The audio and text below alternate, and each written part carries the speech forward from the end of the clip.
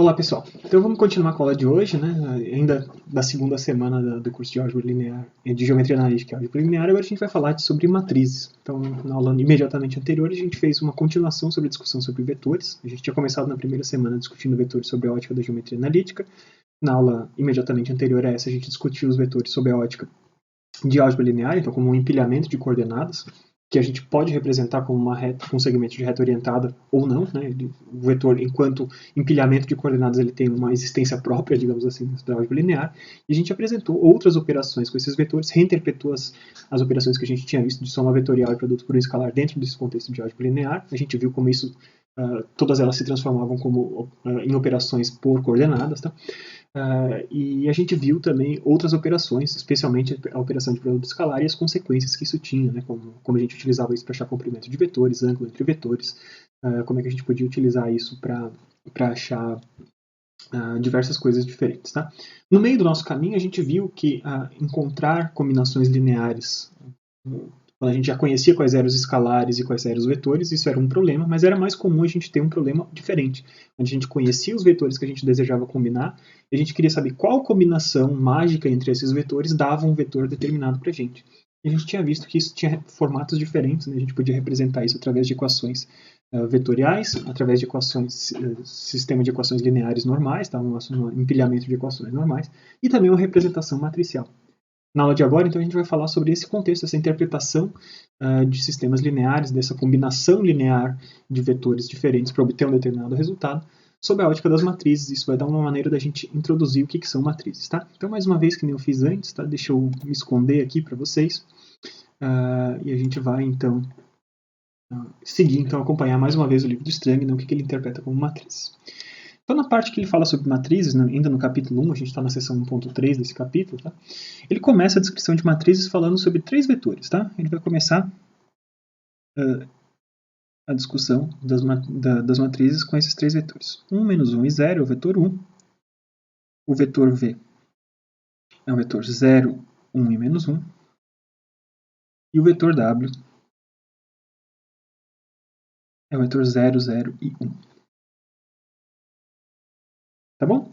Então, quando a gente está tentando fazer as combinações lineares disso em R3, né, quando a gente está fazendo as combinações lineares em R3, né, perceba que a gente está trabalhando com três coordenadas, então a gente está num sistema, num espaço tridimensional. Tá? Procurando essas combinações lineares, isso vai estar representado da seguinte forma. Tenho x1 vezes o primeiro vetor, 1 menos 1 e 0, mais x2 vezes o segundo vetor, 0, 1 e menos 1, mais x3 vezes o terceiro vetor, 0, 0 e 1. Isso vai nos dar, então, a combinação linear, as combinações lineares entre esses caras. Então, se a gente fizer isso por coordenadas, a gente vai ver o seguinte, né? Vou ter no primeiro, o resultado desse cara vai ser x1, o segundo resultado vai ser x2 menos x1, e o terceiro resultado vai ser x3 menos x1. Utilizando esses três vetores, fazendo as combinações lineares possíveis dele, a gente viu que sempre a gente vai ter esse tipo de resultado. Tá? Agora o que a gente vai fazer? A gente vai reescrever isso, tá? Reescrever, utilizando uma notação matricial.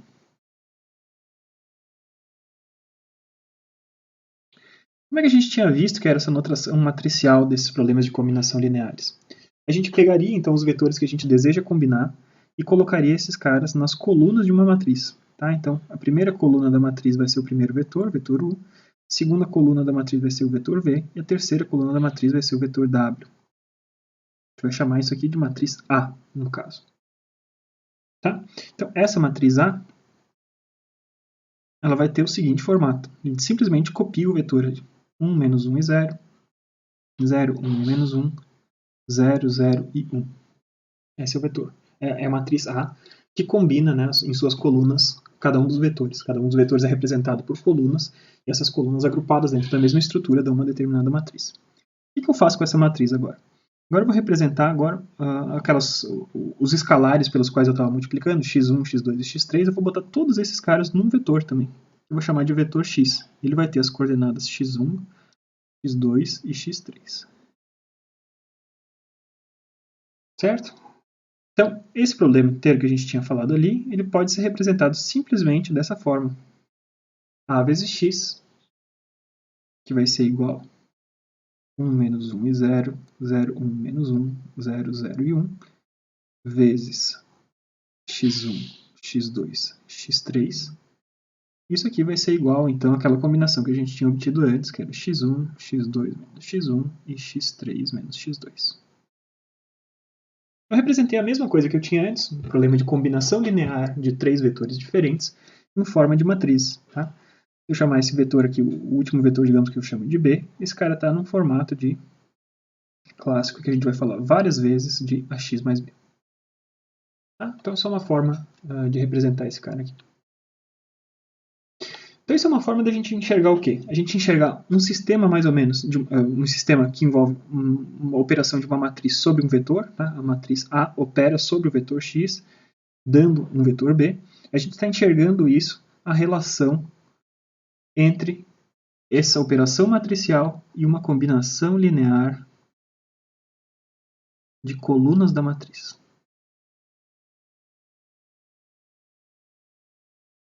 Quando a gente aprende essas operações lá no ensino médio, né, a gente tende a simplesmente aprender como que a gente opera. Então, esse terminho aqui, o primeiro termo da matriz multiplica o primeiro do vetor, segue pela mesma linha, seguindo pela linha da matriz. O segundo termo da matriz multiplica o segundo termo do vetor, o terceiro termo da matriz multiplica o terceiro termo do vetor. E o que está sendo mostrado aqui é que, na verdade, a gente poderia fazer isso diferente. Né? A gente poderia pensar cada uma das colunas dessa matriz como um vetor, e a gente está buscando, então, as combinações desses vetores. Então, o primeiro termo vai multiplicar todos esses primeiros termos ali. O segundo termo do vetor é o coeficiente que multiplica toda aquela segunda coluna. E o terceiro termo desse vetor é o cara que multiplica todos eles ali dentro. Tá? Então, a gente está fazendo essa relação entre esses dois caras, entre essas duas representações. Tá? Muito bem. Então, o que a gente está falando aqui é basicamente a multiplicação, né? Esse tipo de operação a gente pode chamar de multiplicação de matriz por vetor. Beleza? Então, uma matriz pega um vetor e resulta em um outro vetor. A gente vai ver várias interpretações do que está acontecendo efetivamente quando a gente pega uma matriz e multiplica pelo vetor. Vou trazer conteúdos diferentes, inclusive daquele site que eu estava falando para vocês na semana passada, o 3 Blue 1 Brown, né, que traz representações visuais bem claras disso, representações muito bonitas. Tá? Mas, por enquanto, o que eu estou querendo passar para vocês é a relação entre aquela operação que vocês já conhecem de produto entre uma matriz e um vetor.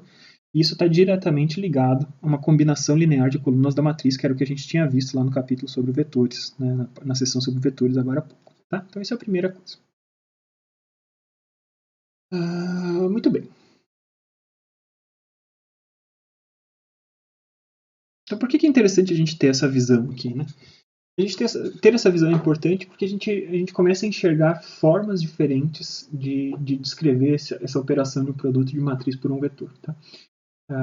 Quando a gente tem, então, obtém combinações lineares a partir das colunas da matriz, tá? A gente tem uma visão desse cara, e quando a gente interpreta o produto de uma matriz por um vetor daquela forma mais clássica, né, de termo por termo, a gente vai pensar de uma forma diferente. A gente vai estar combinando linhas dessa matriz vai estar utilizando as linhas dessa matriz para gerar equações de um sistema linear. Então são visões diferentes. A gente tem a visão de colunas da matriz, que é o que eu estou querendo mostrar para vocês, que talvez seja algo novo para vocês, e a visão de linhas de matriz talvez vocês já tinham. Tá? Então, especificamente essa matriz que ele estava mostrando aqui, tá? É uma matriz que é uma matriz especial, com esse tipo de coordenadas. Tá? Essa matriz ali de cima é a matriz de diferença.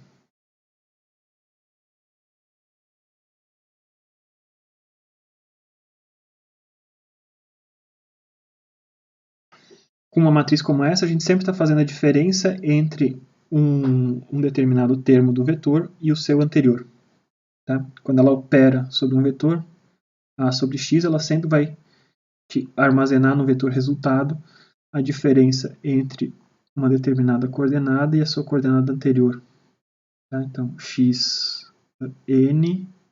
menos xn menos 1, por exemplo. Beleza?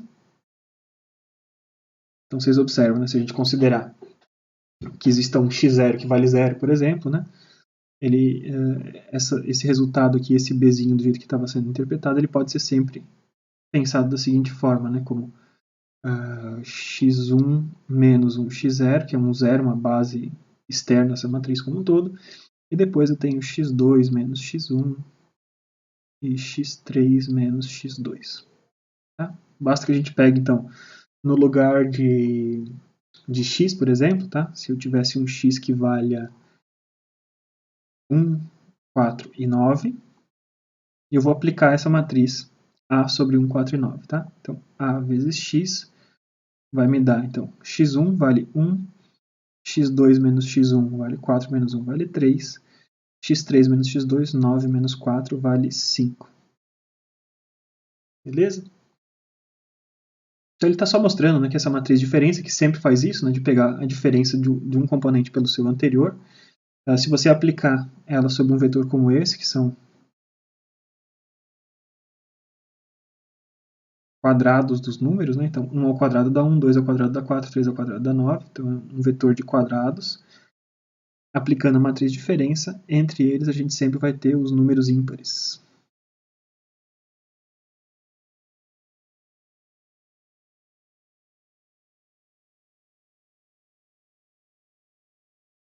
Então vocês podem aplicar, sempre que vocês pegarem uma sequência de quadrados assim, vocês vão ver que funciona dessa maneira. Tá? Então vamos pegar ali, por exemplo, seguir adiante, tá? No lugar do x149, vamos pegar mais para frente ali. Vamos pegar o 9, 3 ao quadrado dá 9, 4 ao quadrado dá 16 e 5 ao quadrado dá 25. Certo? Então no lugar desse cara aqui eu botei um outro x' ali.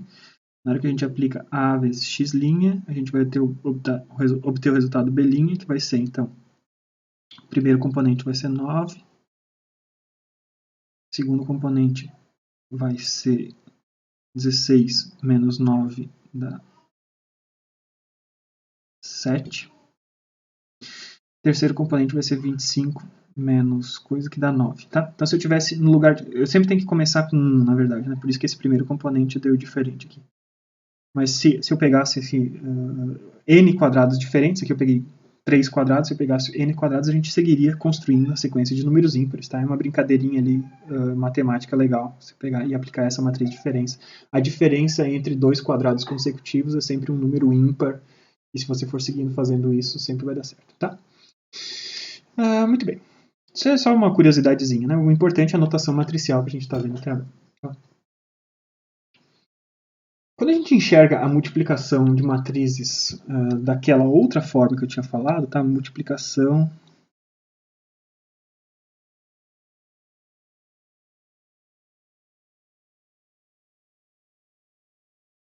de matrizes naquela visão tradicional,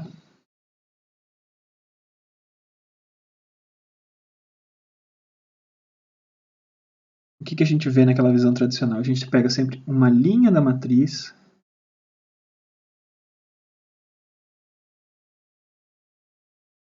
vezes o vetor. Então vamos lá, o que a gente tinha antes? A gente tinha então A vezes X, né? Não precisa desse ponto, tá? Na verdade nem pode ter esse ponto, desculpa. AX. Então vamos pensar em nossa matriz, a gente tinha 1, 0, 0, menos 1, 1, 0, 0, menos 1 e 1, operando sobre aquele vetor x1, x2, x3. E a gente tinha visto, né, nessa visão tradicional, vocês tinham visto provavelmente nessa visão tradicional, que eu podia interpretar isso como? Eu podia interpretar como se fosse a primeira linha da matriz, então eu tinha 1, 0, 0, multiplicado pelo vetor x1, x2, x3. Tá? Estou representando ele aqui com vírgulazinhas, porque fica difícil eu representar ele na vertical aqui. Tá? A segunda linha da matriz, menos 1, 1 e 0, multiplicado pelo vetor x1, x2, x3, produto interno entre eles, e finalmente a última linha da matriz, 0, menos 1 e 1, multiplicado por x1, x2 e x3. Essa seria a nossa visão tradicional das matrizes. Tá?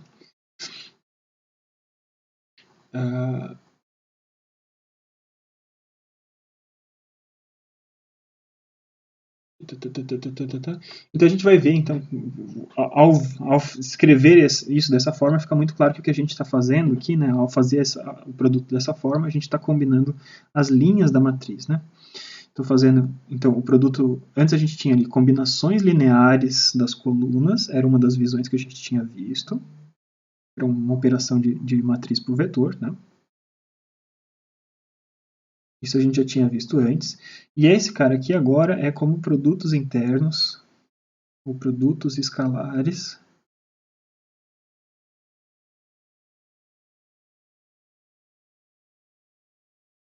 das linhas pelo vetor. Então são duas formas legítimas da gente enxergar esse cara, tá? Combinação linear das colunas a gente já tinha visto antes. E essa visão mais tradicional que vocês já tinham, na verdade, ela fazia o produto escalar entre essa linha do vetor, a linha da matriz, desculpa, vamos pegar aqui uma outra cor para a gente denotar. Então, pegava esse cara aqui e fazia um produto escalar com esse cara aqui. Em seguida a gente pegava esse outro camarada e fazia um produto escalar com esse mesmo cara aqui. E finalmente a gente pegava um produto. Pegava esse último cara e fazia um produto escalar com esse mesmo camarada ali. Tá? Então, uma operação de uma matriz por um vetor tem essas duas formas de ser enxergada. Uma combinação linear, daquela forma que eu tinha desenhado, ou um produto escalar de linhas das matrizes pelo vetor. Beleza?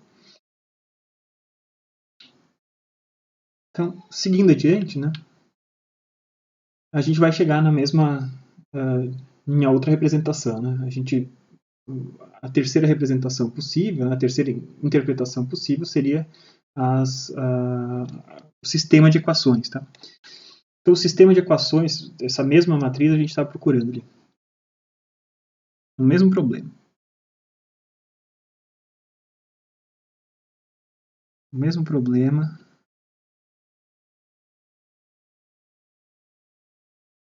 por outra ótica.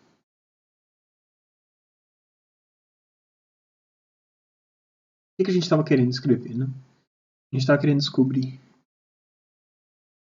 x1 é igual a b1 menos x1 mais x2 é igual a b2 e menos x2 mais x3 igual a b3.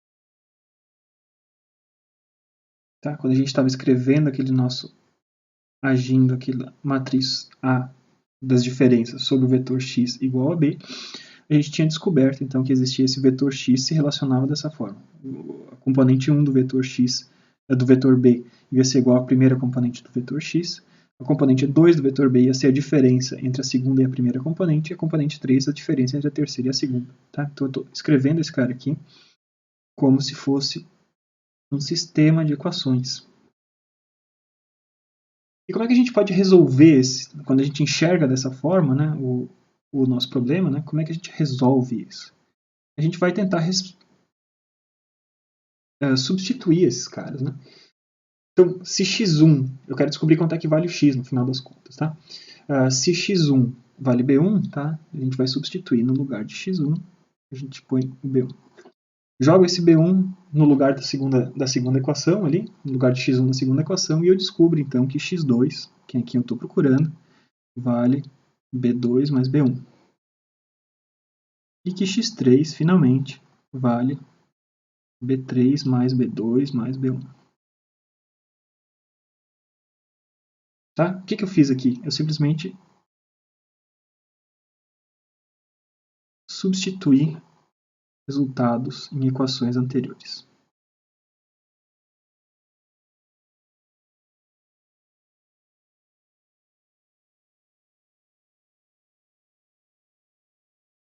Então, num caso como esse, é super fácil, né, a gente resolver um sistema de equações com essa cara aqui, fica super fácil a gente resolver por substituição. Tá? Só que geralmente não vai ser um caso tão simples assim. Tá? Ainda assim, antes da gente passar para a gente entender como é que a gente resolve num caso mais genérico, num caso mais genérico, não tão simples assim, sem utilizar esse sistema bem manual ali de substituição, a gente vai ainda explorar naquele mesmo exemplo, tá? Então eu tinha aquela minha matriz, né? Lembre-se, minha matriz vale 1 menos 1, 0, 0, 1 menos 1, 0, 0 e 1. E eu quero descobrir quanto é que vale o vetor x, né, que tem coordenadas x1, x2 e x3, para gerar, a minha incógnita está aqui, tá? Para gerar b's definidos. Tá? Então, b é conhecido. Então, digamos que a gente tenha b igual a 0, 0, 0. Quanto que vale x para que b valha 0, 0, 0? Então, fica muito claro de vocês procurando isso, né? Fica evidente que x vai ter que ser igual a 0, 0, 0. Vamos fazer aqui para não precisar escrever várias vezes esse problema. Então, esse aqui é o meu problema de base. Se eu tiver b igual a 0, então x vai valer 0, 0, 0. Por outro lado, se eu tiver b igual a 1, 3, 5, que era a sequência daqueles números, ímpares. Então, a gente pode seguir aqui na minha fórmula, né? x1 vai valer o primeiro componente, o x2 vai valer o segundo mais o primeiro, e o x3 vai valer a soma desses três. Então, utilizando aquela lógica, eu tenho 1, na segunda componente é 3 mais 1, 4, terceira componente 5 mais 3, 8 mais 1, 9, que eram os quadrados, a gente recuperou aquela equação que eu tinha antes. Beleza? Tranquilo? Então, esses resultados aqui são exemplos para essa nossa matriz, mas a gente vai ver mais para frente que são exemplos que a gente pode desenvolver para outros tipos de matrizes, tá? Então vamos lá. Como é que a gente resolveu efetivamente esses caras? Então a gente tinha feito, a partir da ótica ali de sistemas lineares como esse aqui, a gente isolou, né, os x's para achar quanto é que era o valor de x a partir do b. Como os b's são conhecidos, só basta eu pegar o b que eu quiser achar e substituir os valores correspondentes em x e eu acho quanto é que vale esse x. Tá? Então foi assim que a gente resolveu.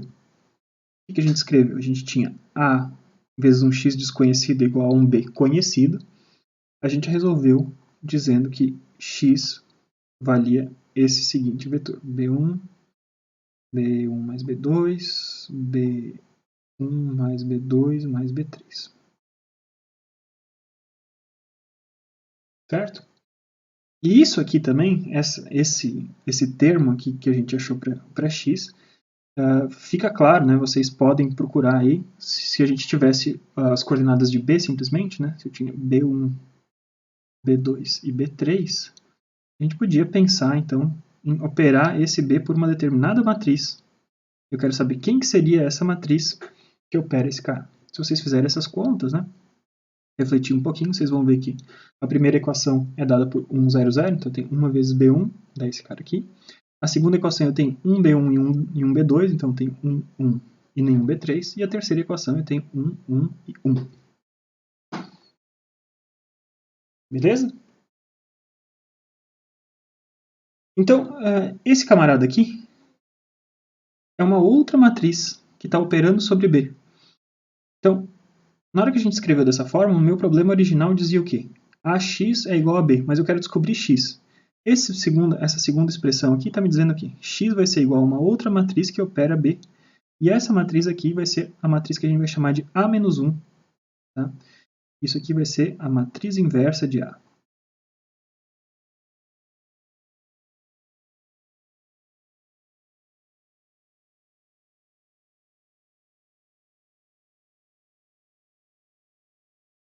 Tá bom?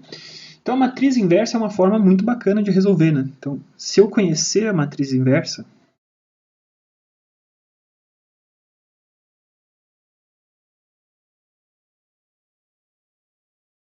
a solução do problema do sistema linear, né? A solução do meu problema matricial ali, de combinações lineares, de qualquer coisa disso, a solução simplesmente é a aplicação dessa matriz sobre o vetor resultado, sobre o vetor Bzinho que é conhecido. Tá? Então, esse mesmo problema, né? Vamos representar tudo de novo. AX igual a B. Quem quer o A original? 1 menos 1, 0, 0, 1 menos 1, 0, 0 e 1, vezes o X vai ser igual ao B. Então, digamos que a gente tenha o x, nesse caso aqui, digamos que o b seja 1, 1 e 1.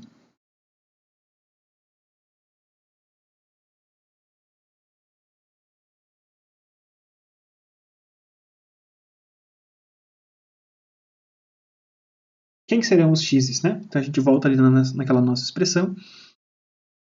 x1 vai ser igual a b1, x2 vai ser igual a b1 mais b2, e x3 vai ser igual a b1 mais b2 mais b3, para aquela matriz que a gente tinha, tá? Então, fazendo isso, eu tenho 1, 1 mais 2, 1 mais 1 dá 2, 1 mais 1 mais 1 dá 3. Beleza? Então, a x igual a b, quando b é 1, 1 e 1, a gente aplicou isso aqui e a gente descobre que o x vale isso aqui. Indo pela nossa matriz inversa.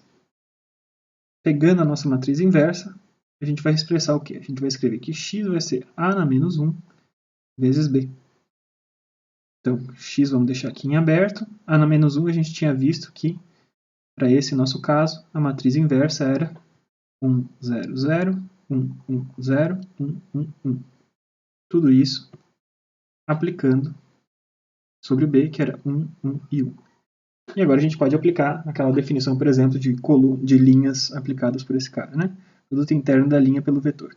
Esse primeiro vai ser 1 vezes 1 e o resto é tudo 0. Então deu 1 aqui. O segundo vai ser 1 vezes 1 mais 1 vezes 1, dá 2. E o terceiro, 1 vezes 1, 1 vezes 1, 1 vezes 1, tudo somado dá 3. A gente viu que essa operaçãozinha aqui que tinha brotado lá do meu sistema linear é exatamente equivalente a gente fazer a aplicação da matriz inversa sobre o vetor resultado. Beleza?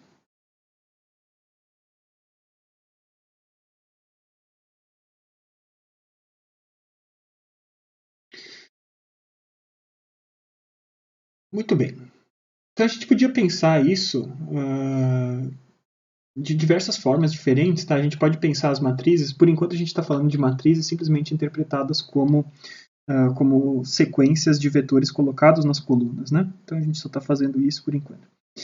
A gente pode pensar em matrizes e vetores também para todas as causas e efeitos como coisas diferentes também, tá? A gente poderia pensar as matrizes como os colunas de uma matriz como operadores, né? Então a gente tem outras possibilidades diferentes, né? Então eu poderia pensar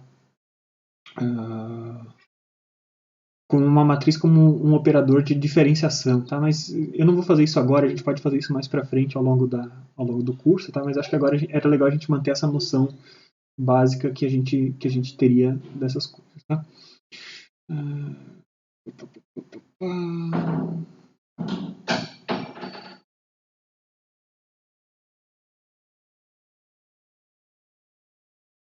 Indo adiante, vamos ver o que a gente tem. Bom, em seguida a gente vai ter que ver alguns casos especiais, tá bom? Então, um caso especial que a gente vai abordar agora é das diferenças cíclicas, tá? Então, matriz é um outro exemplo, né? Vocês perceberam que ele pegou o exemplo da matriz diferença, que faz a diferença entre um componente de um vetor e o seu anterior, e a gente explorou várias coisas, né? Para achar a matriz inversa, por exemplo, né? Aqui vocês veem que a matriz inversa da matriz diferença é a matriz soma, né? A matriz que vai somar todos os componentes com os seus próximos, né? Os anteriores, né? Então, B1 é simplesmente B1, a B2 vai ser B2 mais B1, essa matriz dá conta de fazer uma soma de B2 mais B1, e esse cara aqui vai ser B3 mais B2 mais B1. Então, a matriz inversa da matriz diferença, nesse caso, vai ser uma matriz soma. Ele vai pegar agora um outro caso especial, que vai ser a matriz de diferenças cíclicas, para explorar outras coisas, tá? Diferenças cíclicas. Ele vai explorar outras questões do termo de matrizes, tá? Então, o segundo exemplo agora, então, vai ser o vetor U, 1, menos 1 e 0. O vetor V vai ser 0, 1 e menos 1. Mesma coisa que a gente tinha até então, mas agora o vetor W é um outro vetor, que vai ser o vetor menos 1, 0 e 1. Montando a matriz da mesma forma, né? com os vetores nas colunas.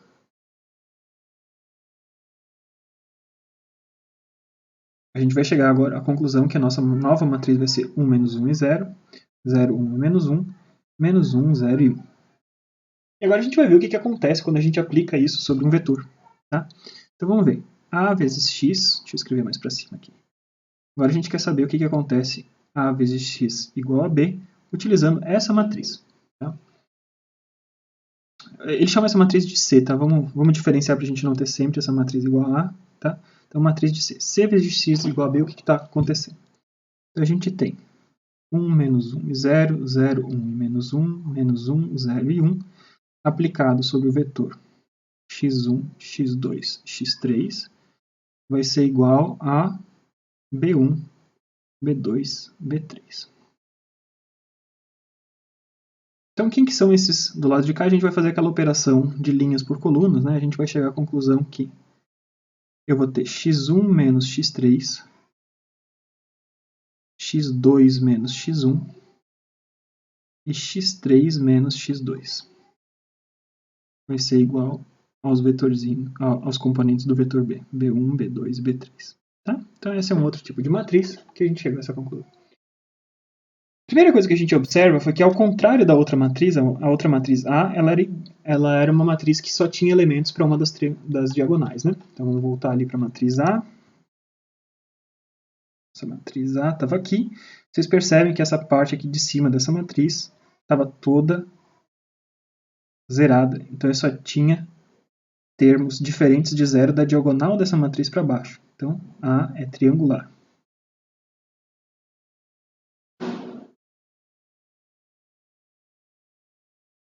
Quando a gente está na matriz C, ela não é mais triangular. A gente tem termos para os dois lados, termos diferentes de zero para os dois lados da diagonal. Beleza? Então, quando ela não é triangular, como ela não é triangular, fica mais difícil a gente fazer a resolução por substituição.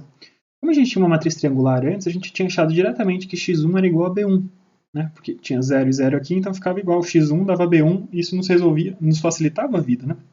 A gente resolvia essa linha, com o resultado dessa linha a gente ia para a segunda linha, conseguia fazer substituições simples em sequência, muito facilmente. Como não é o caso agora dessa matriz C, C não é triangular, e com isso,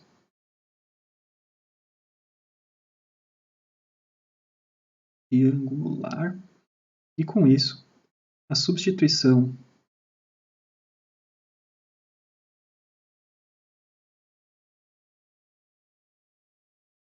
simples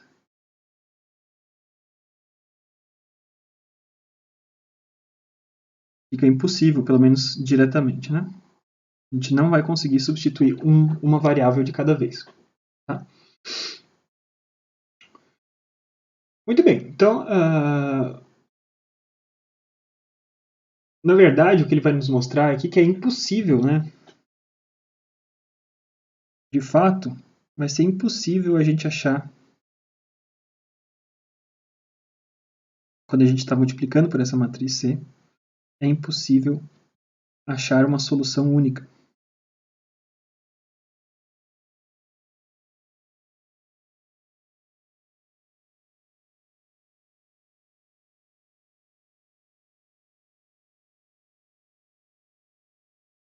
E a gente vai ver para alguns exemplos, por exemplo. Né? Então vamos ver. Quando B for igual a 0, 0, 0. O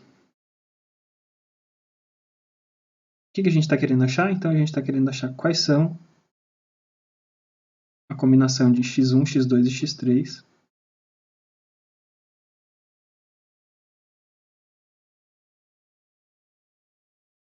vai ser igual a 0, 0, 0.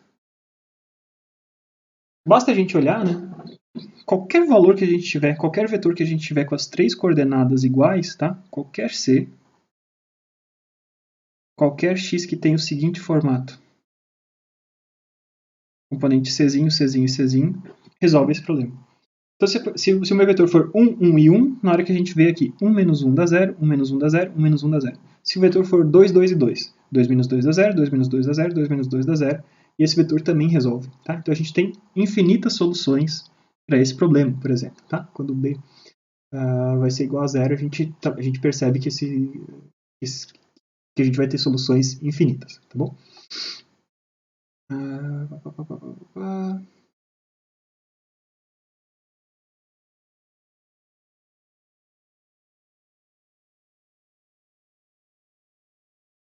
Só que isso é apenas um dos casos, tá? Então vamos pegar um caso geral aqui. No lugar de a gente procurar o vetor 0, 0, 0, né, a gente vai ter uma outra situação.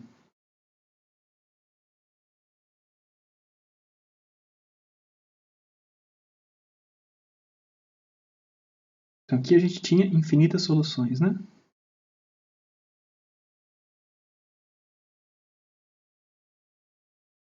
Em outras situações, não haverá nenhuma situação.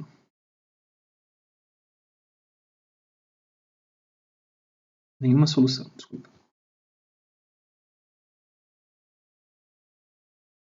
Então, digamos que o B seja 135. Então, agora a gente vai procurar qual é o vetor de x1 menos x3 vai valer 1, que x2 menos x1 vai valer 3 e que x3 menos x2 vale 5. Vocês vão perceber que a gente não vai conseguir achar isso para nenhuma solução, para nenhum dos vetores, tá? Não existe nenhum vetor que a gente vai conseguir fazer isso. A gente vai podem fazer isso, tentativas através de substituições, né, de um lado para o outro, vocês não vão conseguir chegar a nenhuma das soluções. Na hora que a gente somar todas as coordenadas do lado de cá, se eu somasse a primeira com a segunda com a terceira, eu teria x1 com menos x1, x2 com menos x2 e x3 com menos x3, isso aqui daria 0, certo? E do lado de cá a gente tem 1 mais 3 mais 5 dá 9. Então a gente não tem nenhuma solução.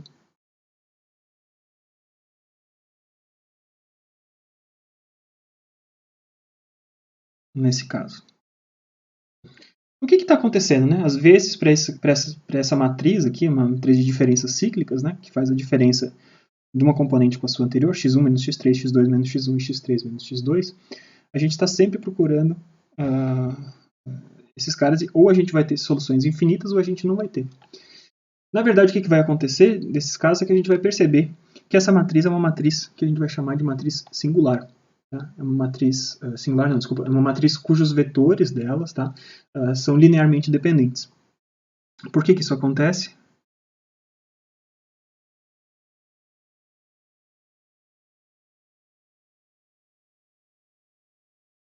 Porque W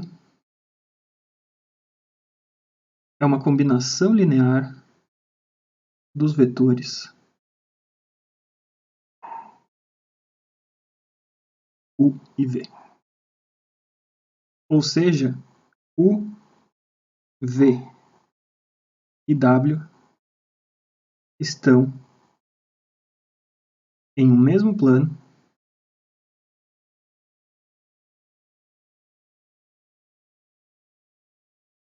ou seja, esses caras são linearmente dependentes.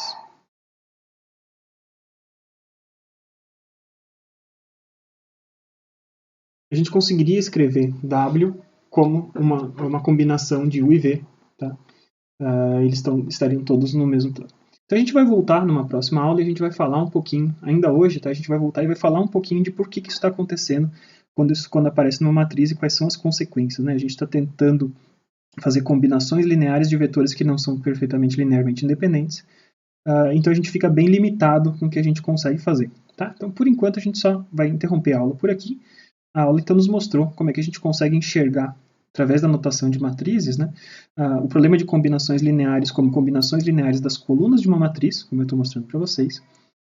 Isso é totalmente equivalente a entendimento da operação de uma matriz por um vetor através daquela visão tradicional que seria produtos internos entre as linhas de uma matriz e o vetor sobre o qual ele opera. E isso também é totalmente equivalente àquela representação de um sistema linear de uma sequência de equações como um todo. E a gente viu para dois tipos de equações, dois tipos de matrizes, desculpa, para matriz diferenças que é a matriz A, que era uma matriz triangular e tal. Uma matriz que era super bem comportada, para a qual a gente conseguia achar facilmente uma matriz inversa e a gente achava soluções para qualquer um dos vetores que a gente colocava ali dentro. E para uma outra matriz menos bem comportada, como essa matriz de diferenças cíclicas, né? Quando a gente não tinha simplesmente a diferença desse pelo anterior, quando a gente adicionava o ciclo, quando a gente voltava para o anterior, a gente tinha uma matriz que não era triangular, e além disso, né, a gente tinha, para alguns casos, a gente achava soluções infinitas, ou para outros casos a gente não achava soluções. Isso está diretamente associado com quem são esses vetores que compõem as colunas dessa matriz. E está associado com o conceito de dependência ou independência linear, que a gente já tinha visto anteriormente, né? E a gente vai tratar isso mais em detalhes, então, na próxima aula. Tá? Eu vou interromper, então, a gravação aqui. Em breve a gente volta. Valeu, gente. Até mais.